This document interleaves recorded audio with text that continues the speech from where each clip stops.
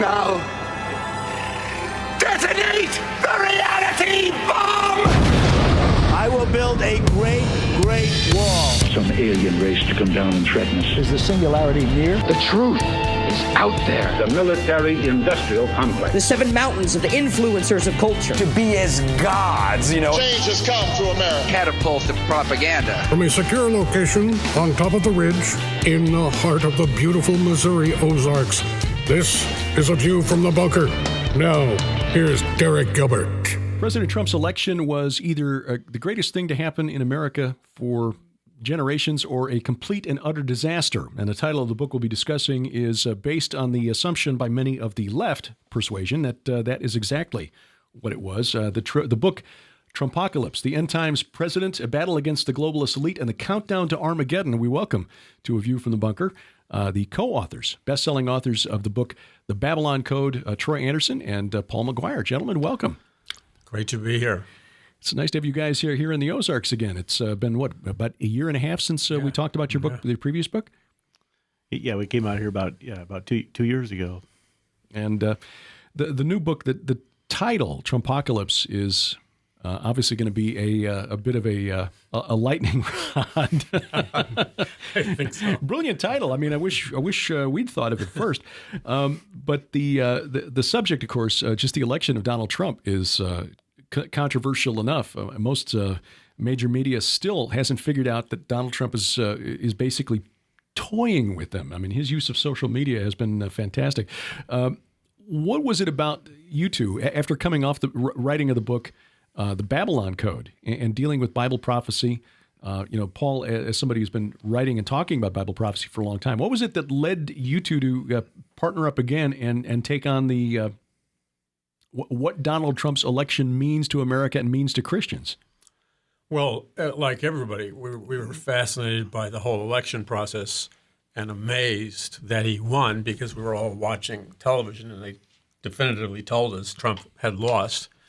And then he's president, and we saw the enthusiasm. And like many of your listeners, we knew that those auditoriums that he was speaking to were packed with 10, 30, 40,000 people at a time. Mm-hmm. And like you said, Trump is a master. He was outsmarting them the entire time. And but we also recognize that Donald Trump, we believe that Donald Trump that God is using him in a powerful way. And Donald Trump as president is really a reprieve from God to our America, which we believe is at the point of judgment.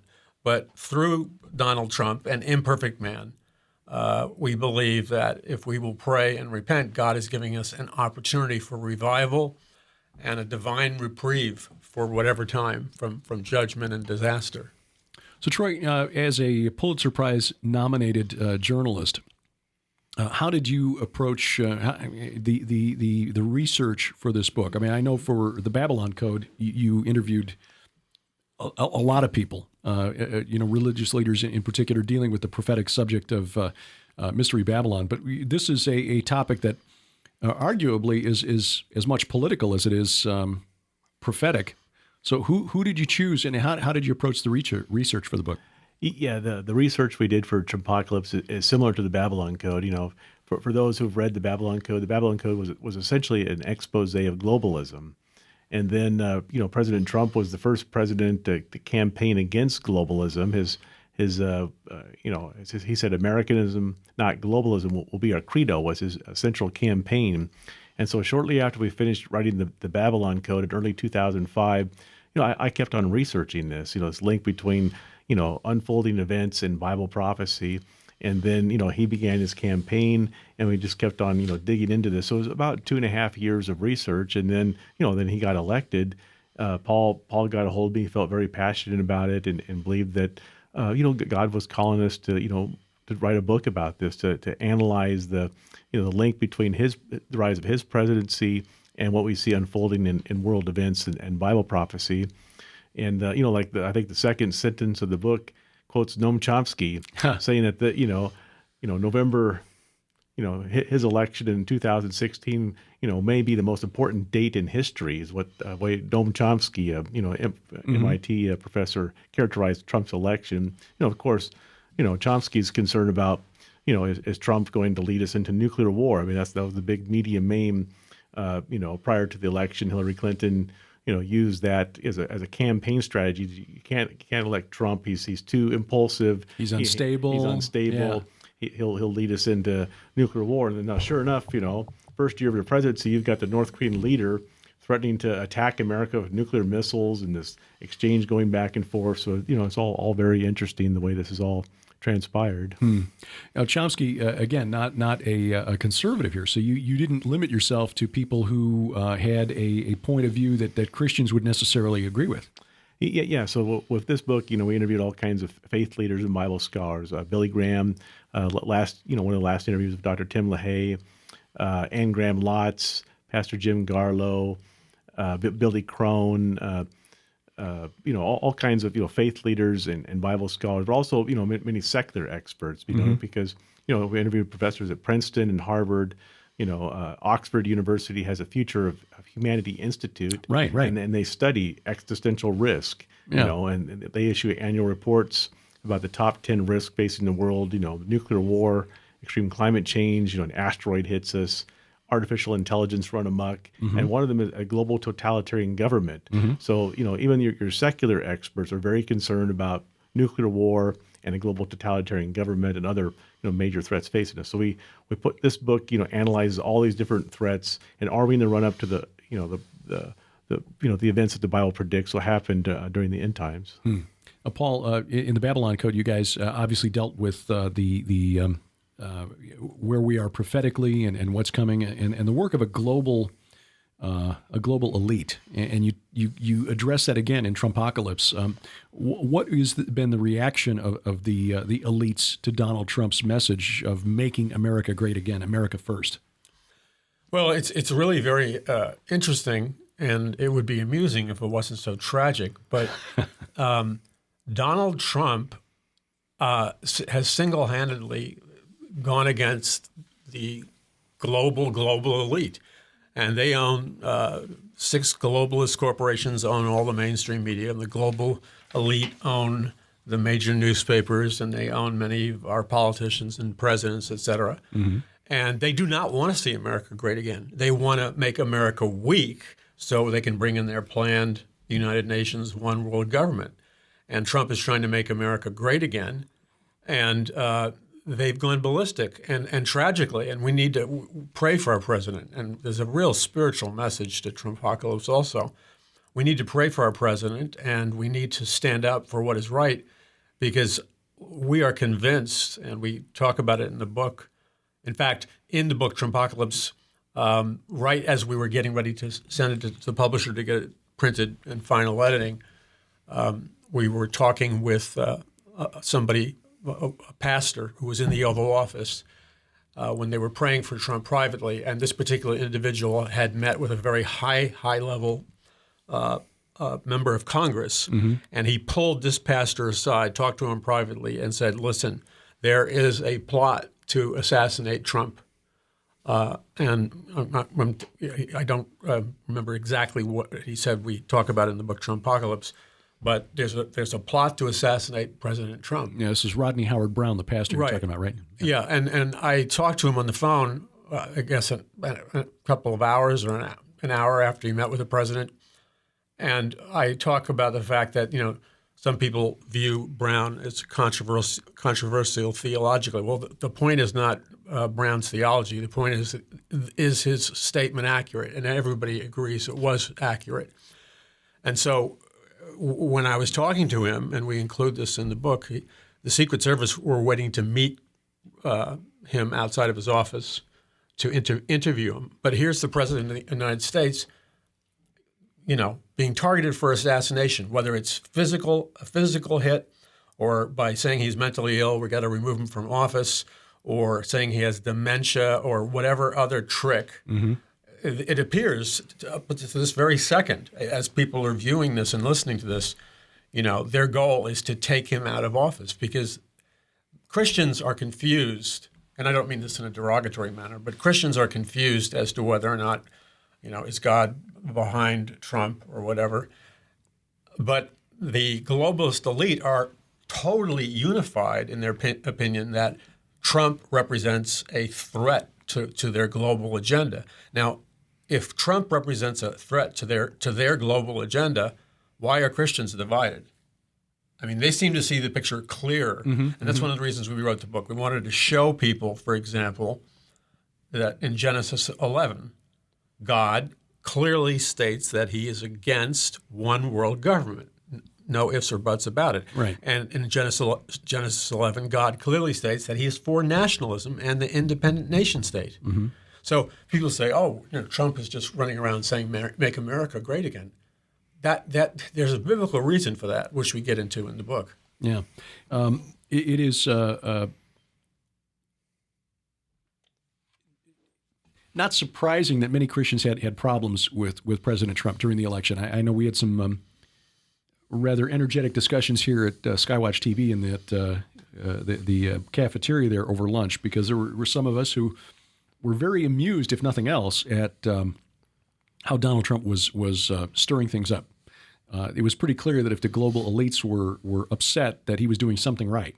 But there were others who were just could not get past the history of Donald Trump, some of the things that he said publicly.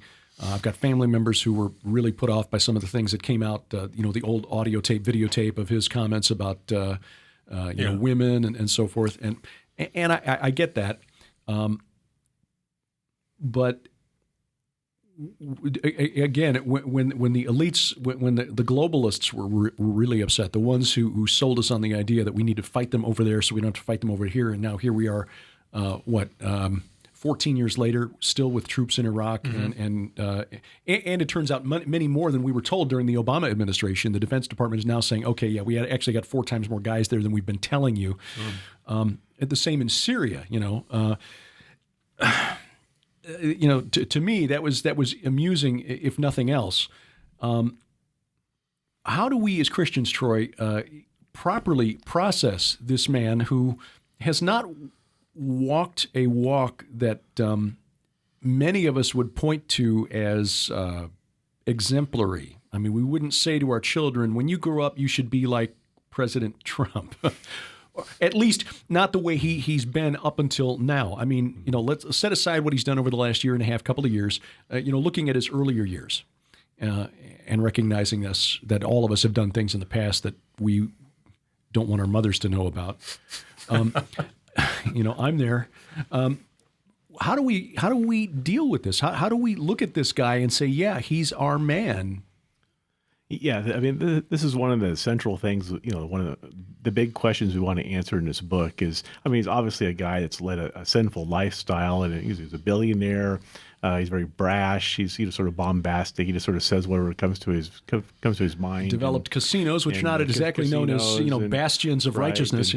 And so, but if you look at major characters in the Bible, I mean, even the great biblical characters like Moses, he had killed a guy. Noah got drunk and naked. David committed adultery and conspired to kill the guy that So there's all these flawed leaders throughout the Bible, and in Daniel it does say that God deposes kings and he raises up others.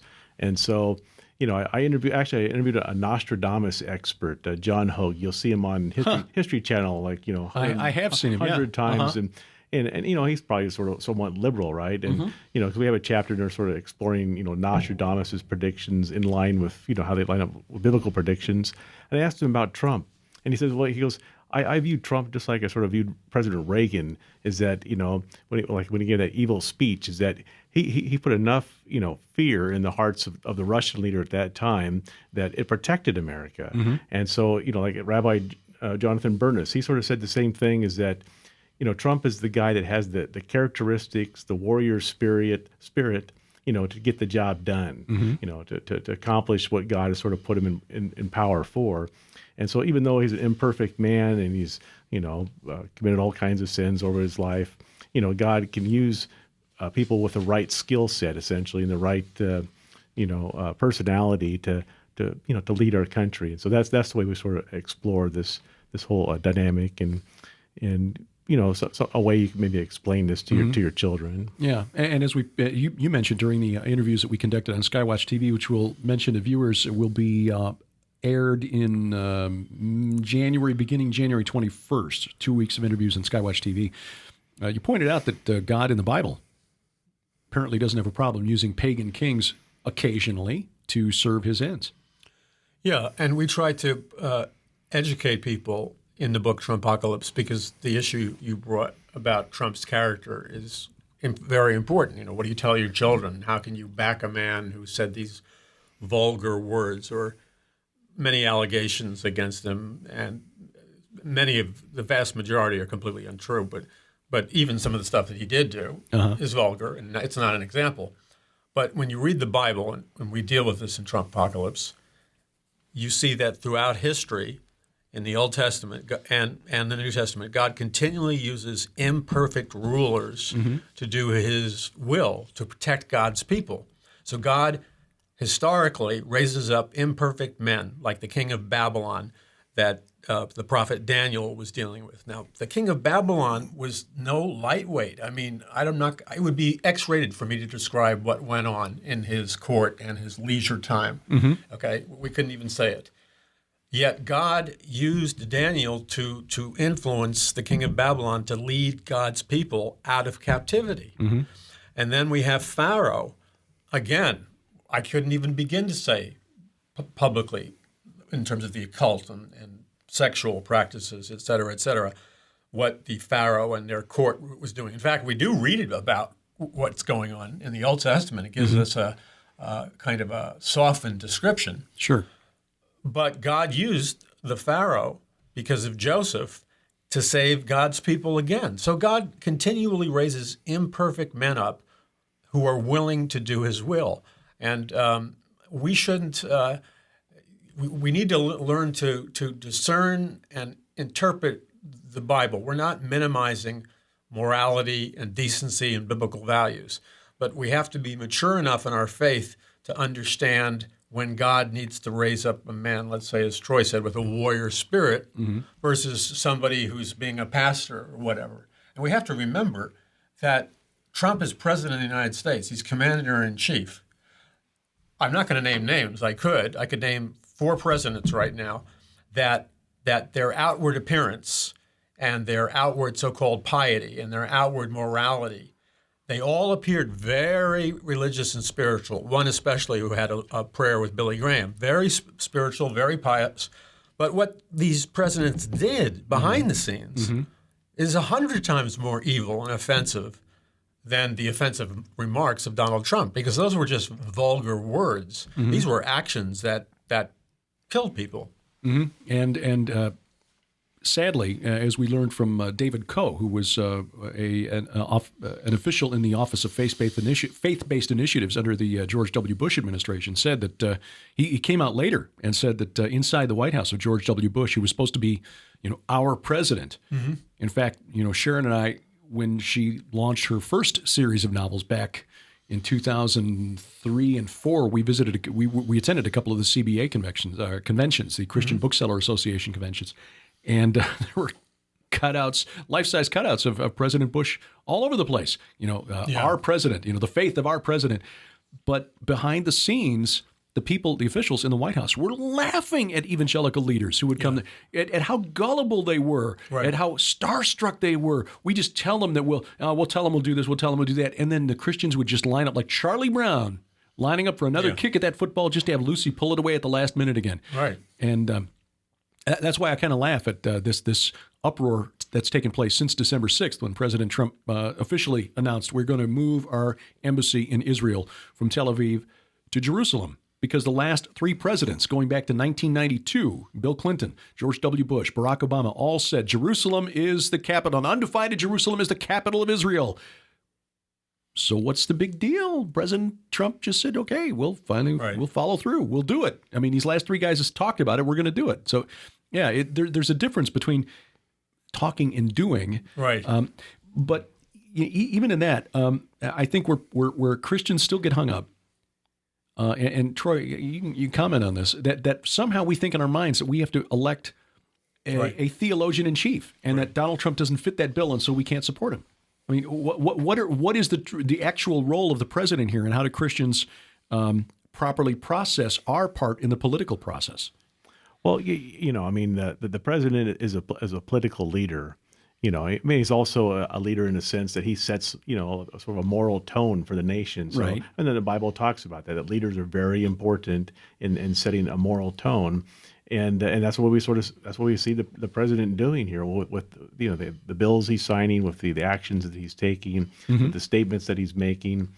These are very important things, and so we were beginning to sort of see a shift going on in our country as we move away from this 8 years of sort of a Marxist, socialist kind of anti-God direction that we were going under the administration. Department of Education basically threatening schools if they didn't let guys who said they were girls use the girls' locker room. Gym class. Things were getting pretty crazy there.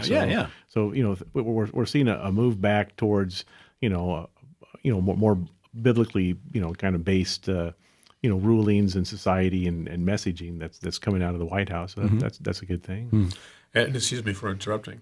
And if anybody wants to know why the attack on Trump is so violent psychologically and potentially physically, and why they are obsessed with destroying his character, his marriage, and taking him out by any means necessary, it's because he actually is moving forward an agenda that is biblical, like promoting Jerusalem and protecting Israel, standing for Christian values, protecting churches, protecting the church's right to preach the word and to speak out.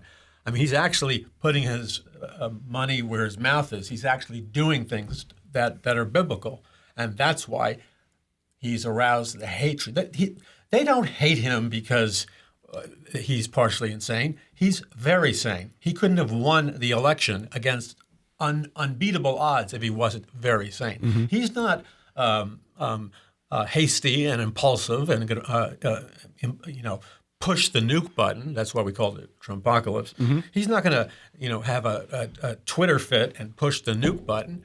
He's very measured. That's why he's made billions of dollars. Okay, he's a very smart man. So whatever he is, he's not the things that he's being accused of. Yeah, it's again, anyone who's been in sales for a while, and for whatever his reasons, God basically diverted my broadcasting career along about 1990 into about 20 years of sales, which is not my normal personality. That really pushed me out of my comfort zone. But I did learn a few things, and one of the things I learned is that when you negotiate, you never put your final offer on the table at the start of the negotiations. Absolutely. So when you come right out and say, we're going to do this, we're going to North Korea will be basically obliterated if you do this. So then, when he comes back with a final offer, it's going to look more measured and reasonable and allow, Kim Jong-un, or however this plays out, both sides will be able to declare a win. When he says Mexico's going to pay for the wall, well, Mexico's probably not going to pay for the wall. But when the wall gets built, Trump supporters who wanted, some security across our southern border will be happy. The Mexicans will say, we forced him to back down. It's a win-win. People who are making these claims, again, they either understand it, they're just using it for political purposes, or they don't understand the game. I'm just saying this for, Mr. Trump's supporters. When he says stuff that sounds crazy, just remember, that's his opening. Exactly. Right. That's his opening bid, okay? He's going to negotiate from there. I mean, you don't go to the car dealership and say, well, I'm going to tell you that I'll pay $14,000, but I'm willing to go $18,000. You'd be stupid to do that. And President Trump is not a stupid man. So let's move into the secret plan of the globalist elite, which you get into. And this is one of the things that I really find interesting about your work, both in the Babylon Code and here in Trumpocalypse, especially in Trumpocalypse, because you're dealing with the political topic. And I'll say again, Paul, that's one of the things I really appreciated about your radio show and this was going back into the 90s, 20 years when I was coming home from my sales job working for the steel pipe company, listening to you talk politics, but do it from a biblical perspective and with a prophetic eye. And that was something you don't get much in Christian literature, Christian publishing today. So I really appreciate you guys and your work. And especially looking into this, the role of secret societies. and the globalist elite. Start with you, Paul. The globalist elite. Why do they feel they have the right to tell us what to do, and what is their end game? Well, the globalist elite believe at their essence that they are gods, or they're progressing to be gods. I mean, I know that sounds divine right of kings, right? Sort of. Yeah, right, exactly. Huh.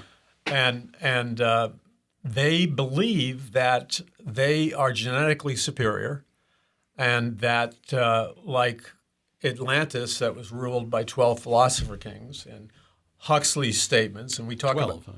Excuse me, thank you. Yes. Yeah. No. You said 12. It just occurred to me 12. Okay, significant number. Okay. Yeah.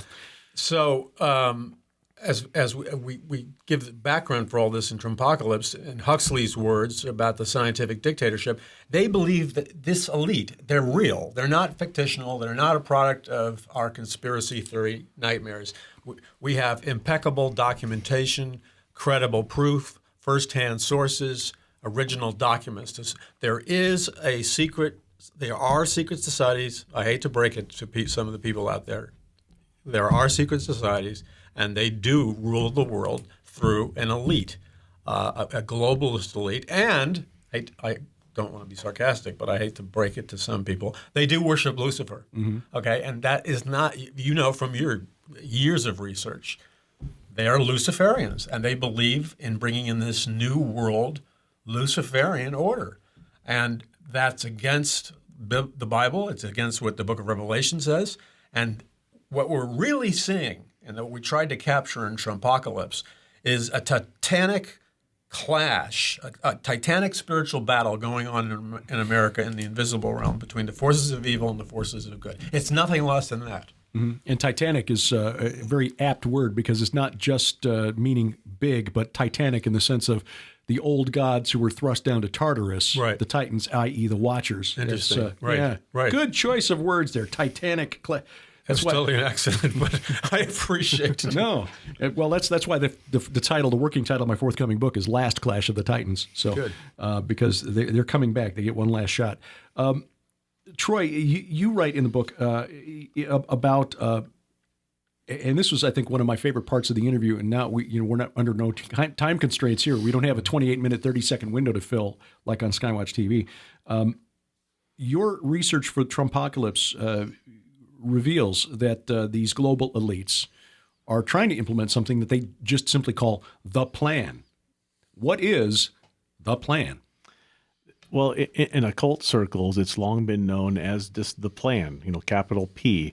And if you go on the website of Lucis Trust, which has a consultative status with the United Nations, it was originally called Lucifer Publishing when it was founded by Alice Bailey and her husband back in the early 1900s. She wrote all these books, the externalization of the hierarchy, and she was a disciple of Helena Blavatsky, Blavatsky, who was an occultist in the late 1800s, who a lot of the elite have read her books. Sure. The Secret Destiny and ISIS. The Secret Doctrines, ISIS Unveiled, yeah. Right. And so if you just go on the website of Lucis Trust today, and they used to be on the grounds of the United Nations, they lay out what the plan is. You could read like literally hundreds of, pages of documents where they talk about this. And essentially they've worked for decades with elite, government leaders and political leaders and globalists around the world to, train world leaders in, what their ultimate plan is, which is to create a global government, a cashless society, and some kind of new age Illuminati-based religion, sort of like a cult-based religion. And, they have an indoctrination campaign of children that's been going on for decades. Common Core is part of their educational plan. You probably heard about that, in the schools. And I can't tell you how glad I am that our daughter is out of school. But someday future grandchildren are going to have to deal with this, and we're going to have some conversations with our daughter about their education, I'm sure. And so some interesting things. I interviewed John Fonte, who's a fellow at the I forget the name of the Hudson Institute, and he actually wrote a book on globalism from a political perspective, and he says that that they want us to willingly accept this new system. So they're trying. That's why they have this big campaign going on to get us to think of ourselves as global citizens. Mm-hmm. In fact, one of the surveys we had in the site in the book is the Global Challenges Foundation found that they surveyed 8,000 people in 8 countries, including the United States, China, India, UK, Russia. They found that 7 in 10 people in the world now support a world government authority, and 62% think of themselves as global citizens. So that this campaign has been hugely successful. Most people don't even know what's going on, and so through trade treaties, through changes in international laws, through these climate change agreements, the UN's transforming our world plan by 2030. That they're all sort of moving us into this. And what Fonte said is that, plus they've got all the big foundations on board with this. Many of the Fortune 500 corporations, many of the law schools. Just like the change in same-sex marriage ruling. They plan, according to Fonte, is to essentially change the laws until we get to the point where this will be the new global system. Everybody will just have to sort of go along with it, or you'll be outside the law. Mm-hmm. And that's how they, that's one of the ways they plan to, bring this about. And we're sort of seeing this step by step. And so going back to Alice Bailey, she wrote in one of her books, I think in the 1940s, that they expected this system to be online by 2025. Wow. So we're somewhere in that ballpark. We're on track here. This is one of the things that just blows me away. The role of education and the control of public education in making this a reality. In fact, there was a story that I talked about today, and this would be December 13th if you're going to go back, or 12th if you're going to go back and watch this. 12th or 13th? What day is today? 13th, yes. 13th. On Skywatch TV. The head of a prominent school of engineering here in the United States. I'm talking a major university's school of engineering, renowned for turning out top-notch engineers, actually said, this woman actually wrote, she didn't say, she wrote in an academic paper published in a peer-reviewed journal that academic rigor is perpetuating white male heterosexual privilege. A school of engineering. Now, look, engineering is science applied in useful ways. Design of buildings, roads, bridges, airplanes, ships, rockets. I mean, engineering is not a field where postmodern thought has any place. You cannot say that in engineering, truth is whatever it seems to me at the time. And my truth regarding the tensile strength of this carbon steel is different than your truth. It either is or it is not. And yet, I know a college, he teaches college now part-time, but he was a physicist by training. He actually worked in Washington, D.C., served as a science advisor to a couple of United States presidents. So, I mean, he was inside the Oval Office on a fairly regular basis back in the day. Teaching an introduction to physics course at a local community college in California, and was talking about Newton's laws and the law of gravity, and had a young man in his class actually say, "I don't believe in gravity because that's a white man's law." This is what our education system is turning out today. Now, our friend doesn't suffer fools gladly. He invited the young men up to the 4th floor roof to test his theory, for which he was sentenced to a month of sensitivity training, but he said it was worth it. But anyway, what is going on here? Why have we gone through this historic transformation? I mean, first of all, we had modernist thinking that science and the scientific dictatorship is the only means by which we can find truth, to this postmodern thinking. There is no such thing as truth. What's true for you isn't true for me. What's true for you isn't. And how is this going to facilitate this emerging global government? Well, it's interesting that you brought up the story you brought up. And Trump understands and could articulate what you said. He wouldn't be able to frame it as academically as you framed it, but he has a gut knowledge of it, being a businessman and having to deal with the bloated government. See, but then he's a billionaire and I'm not, so there's a trade-off there. He gets it. And I hope, and probably most of your viewers and listeners get it because they listen to you. But for those that don't, what you're touching on is so important because what the elite think. First of all, we need to understand two fundamental principles. The elite themselves are going to educate themselves differently than they're going to train, educate the masses. Okay? So you have to understand, the elite are not receiving Common Core. You think their kids are receiving Common Core? Forget about it. The elite are not being told dumb things like that. Right. Okay? Huxley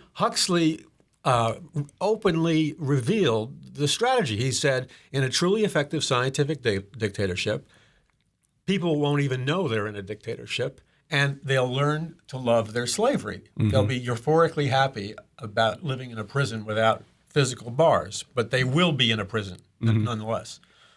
But then the elite will always educate themselves, enrich themselves, because they will be the master. The slave race, which is the rest of us, have to become stupid. We have to become scientifically dumbed down. And you blend this with Marxism. Marxism, the whole thesis of Marxism is that everything is done for the good of the state, the good of the collective. Mm-hmm. And so that means every single thing in society, anything topic you choose in society, and you just chose academics and educational vigor, okay? Well, that becomes subservient. That becomes nothing. The true goal is not whether we have academically excellent people.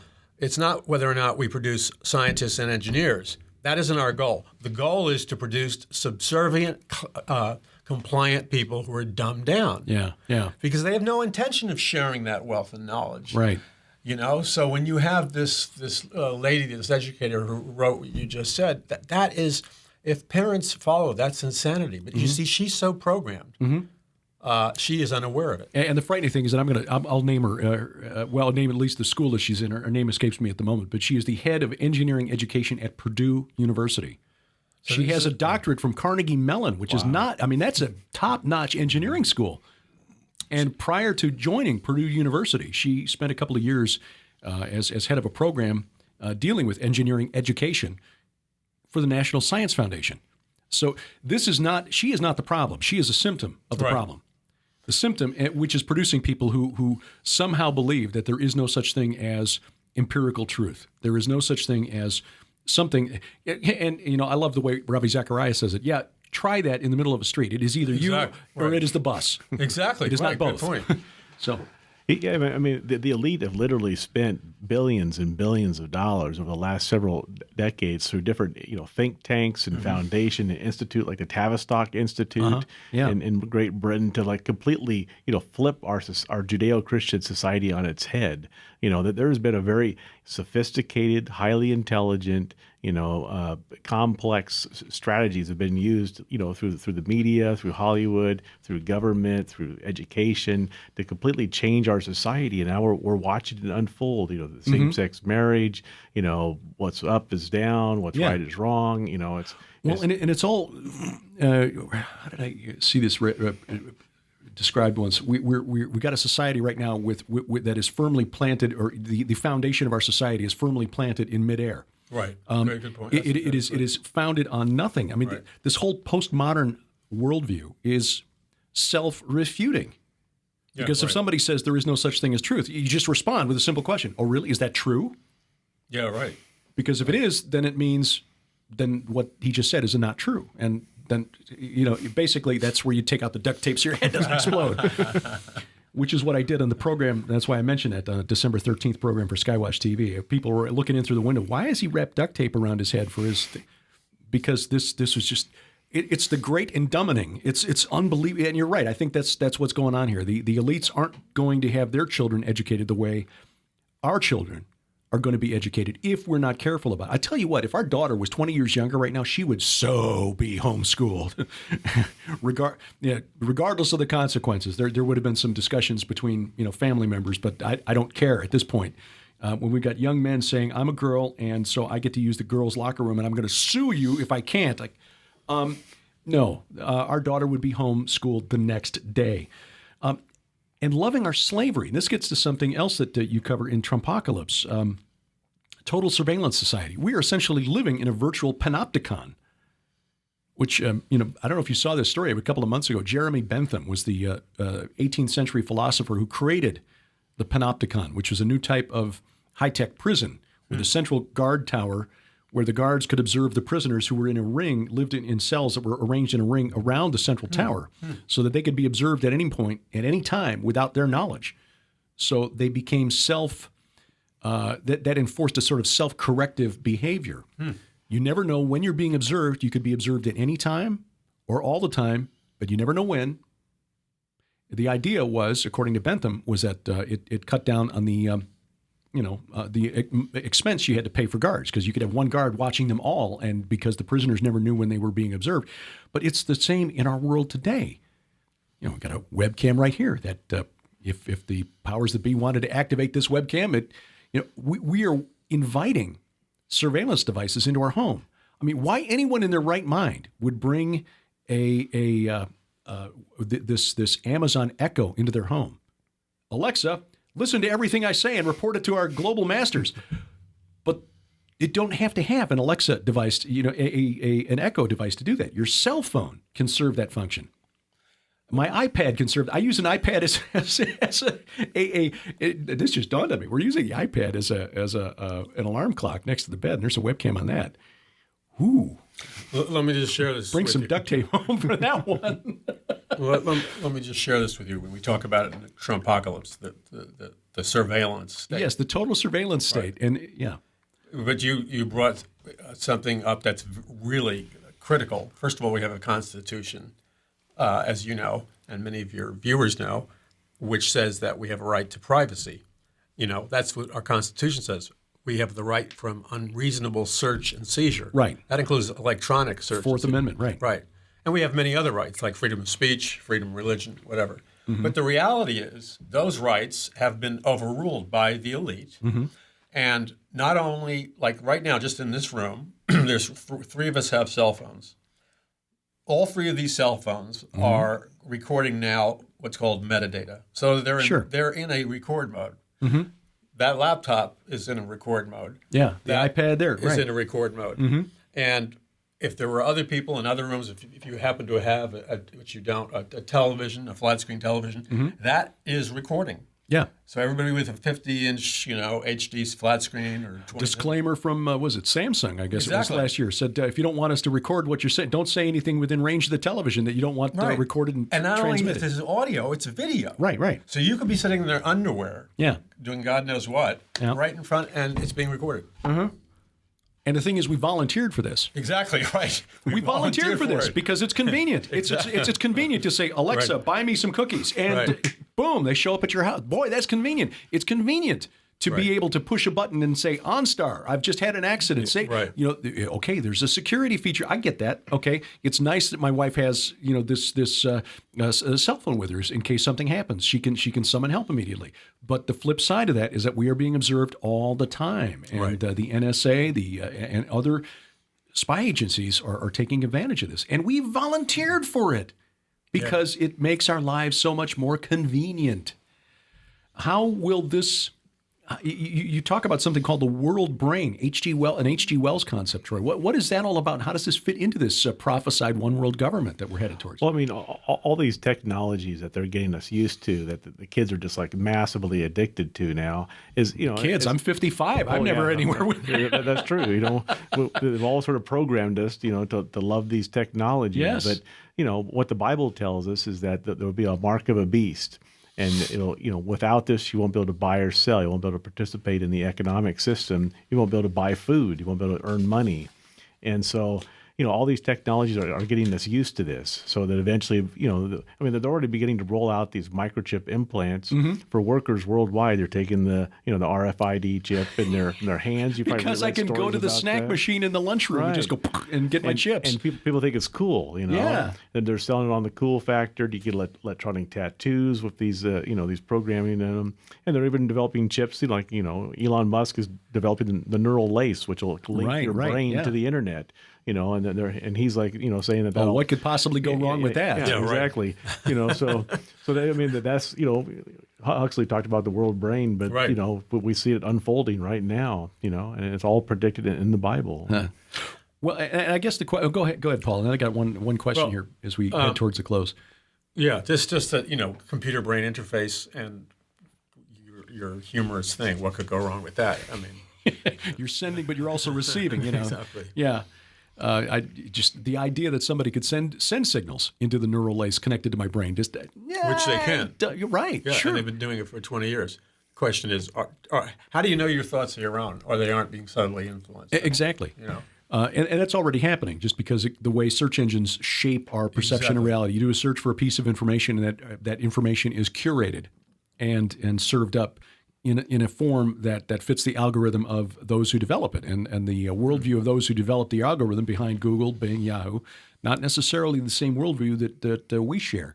But isn't it interesting that in a film like Transcendence, the Johnny Depp film from a couple of years ago, where he plays the man who's killed by religious wacko who wants to stop this development of an artificial intelligence, is uploaded into a mainframe, becomes godlike with his abilities, and actually fulfills the apocalyptic prophecies of those who are trying to stop what he's doing, and creates, starts performing miracles, virtual miracles, healing people of these critical diseases and injuries, and enhancing them so that they're able to carry, a guy's carrying an I-beam on one shoulder, and it's miraculous, it's wonderful, but they're also being hived, networked into his mind and becoming his very Borg-like, to refer to the Star Trek hive mind people. Yeah, people who are maybe individuals, but they're all networked. Their minds are not their own.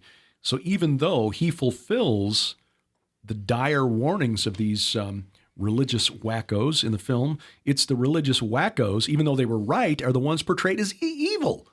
That's the message that Hollywood sends out to our kids. Yeah, right.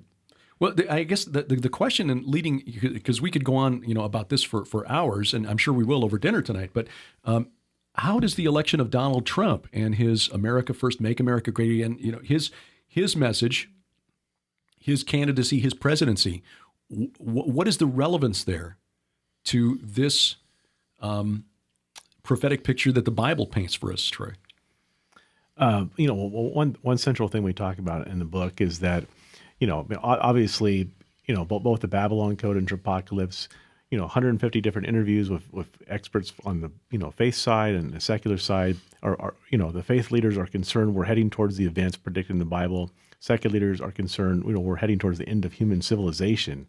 And we have, threats of nuclear war going on, increase of earthquakes and hurricanes and fires and you name it, pestilence, famine, all these things, appear, but we're in an acceleration towards these events. So, in the Bible, it talks about, that God calls us to repent of our sins and to turn back to God.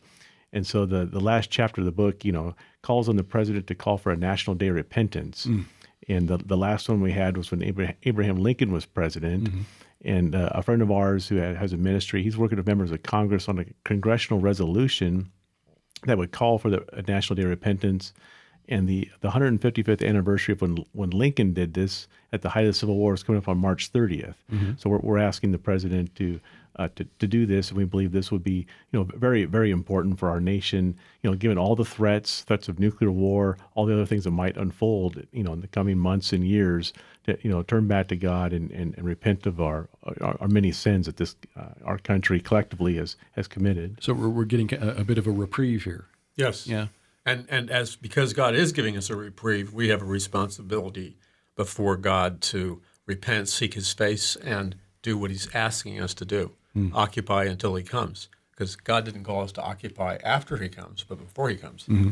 There are some Christians who I think, may have seen the election of Donald Trump as a means to an end, which is, taking America back, maybe translating "Make America Great Again" as, "Make America Christian Again."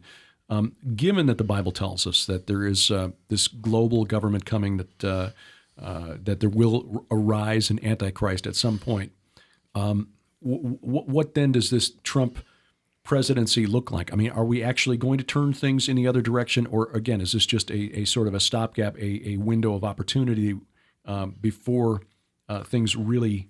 Before basically God pulls out the restrainer and allows the enemy to have its way? Well, I think because America is not specifically mentioned in the Bible, I mean, people can make reference to it, but it's not specifically mentioned in the Bible, we really don't know.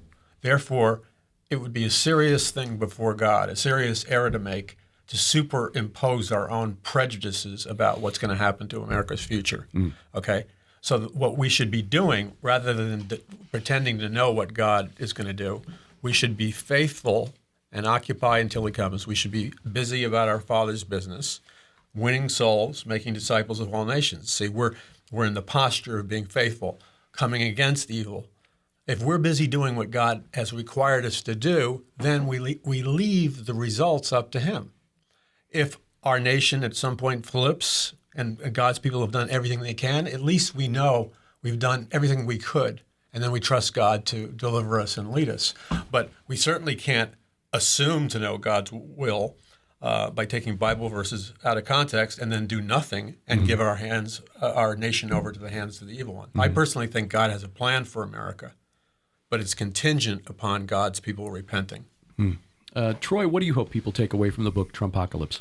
Yeah, building on what Paul just said here, a lot of people, maybe, Christians especially, may have sort of a sense of fatalism, that they see all these things unfolding and they just sort of throw up their hands and say, well, it's all going to come down in the next, few years or something. So what am I going to do? I'm just going to sort of wait until we get raptured or whatever happens, But, I mean, who knows what's going to happen?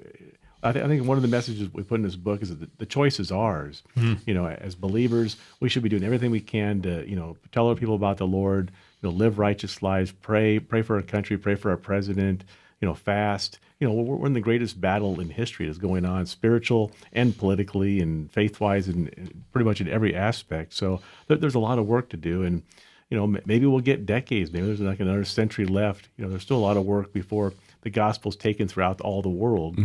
Jesus said the gospel will be preached to all the world, and then the end will come. And there's still billions of people that haven't heard the gospel. So we have a lot of work to do to fulfill the Great Commission.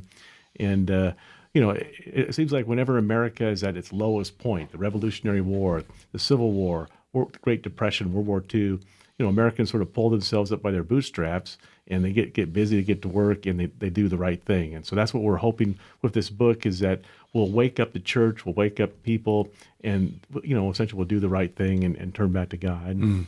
So not just a political book, but one that looks at it through a biblical lens. Well, just like Paul said, it's we're not wrestling against human opponents, but against principalities and powers and rulers of spiritual darkness. And right.